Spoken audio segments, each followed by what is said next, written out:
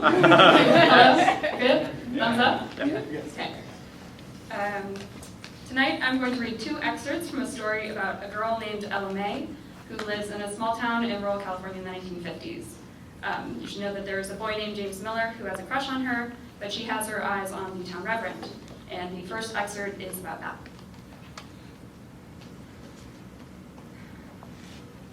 Ella May began longing for the Reverend with a passion she had previously reserved for Jesus and the Sunday afternoon pie bake. Every night she would have the same dream. The Reverend would touch her cheek and she would feel a gentle heat between her legs. It rose and pulsed and flared until Ella May would look down to see she was wreathed in flames. She'd look up and reach for the Reverend, but he was high above, burning with a light so intense that she had to squint. Ella May woke up sweating and guilty. She wished that she had a body made of granite, cool and unforgiving, so that when the fire licked around her waist, she could laugh right in his face. And yet, there were nights that Ella May let herself fall into the heat and smoky dark, imagined herself emerging from hell with eyes like embers, burning and mighty and more powerful than evil itself. She would wake up with the sheets twisted between her thighs, the image of the devil bowing before her branded into her mind. So that's the first bit. Over the course of the story, she and the Reverend have sex several times.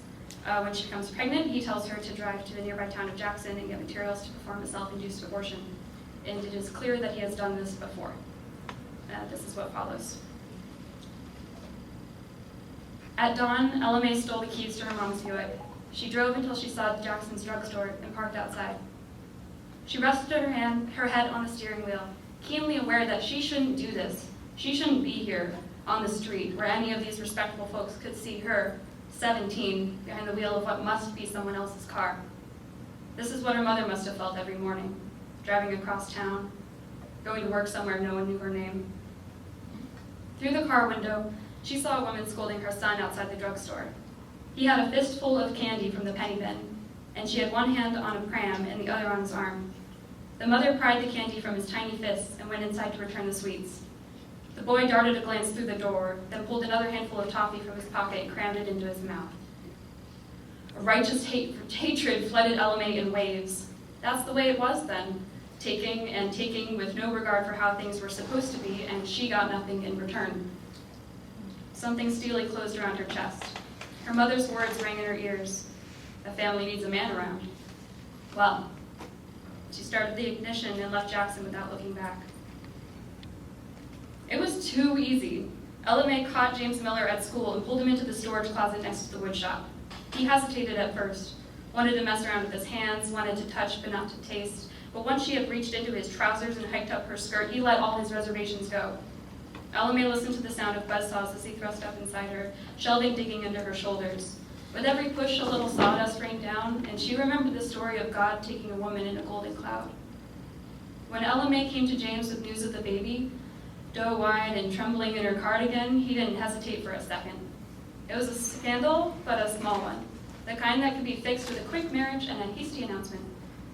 In the following weeks, Ella May was both sweet and demure, excited yet embarrassed.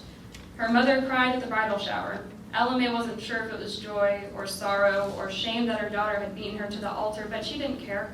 For once, her mother had an appropriate reaction. Ella May shook her in-laws' hands with hard, bright eyes. She smiled, she laughed, but it was a laugh as clear and solid as quartz.